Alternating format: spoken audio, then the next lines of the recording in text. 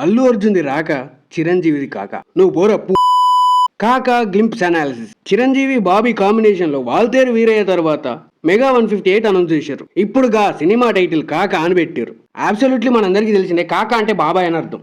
ఇక ఈ గ్లింప్స్ ఎట్లుందంటే అబ్బో పొడి చేస్తుంది, చింపేస్తుంది, రికార్డులు తిరగ రాస్తుంది అనేలా లేదు కానీ ఏదో చిన్న మాదిరి ఎగ్జైటింగ్. ఆబ్వియస్లీ బాబీ కొల్లి తాను ఎప్పుడు వాడే రెగ్యులర్ భాషా టెంప్లెట్ ని ఈ సినిమాలో వాడుతున్నాడని తెలిసిపోతుంది. హీరో ఫ్లాష్ బ్యాక్ లో తోప్ తురుమ్ ఖాన్ డాన్ గవన్నిటిని పక్కన పెట్టే ఒక వ్యక్తి కోసం ఒక సాదా సీదా లైఫ్ లీడ్ చేస్తూ ఉంటాడు. మేబీ అనస్వర రాజన్కి సినిమాలో ఉంది కాబట్టి తనకు చిరంజీవి బాబాయ్ అవుతాడేమో. విలన్స్ నుంచి తనకేదో థ్రెట్ ఉంటుంది, తనని సేవ్ చేస్తూ చిరంజీవి సత్యంగా మారుతాడేమో. ఫ్లాష్ బ్యాక్ లో మనోడు కాక. ఇది ఈ సినిమా కథ అనుకుంటున్నా, ఇది నా వరకు మాత్రమే, మీరు నిజం అనుకోకండి.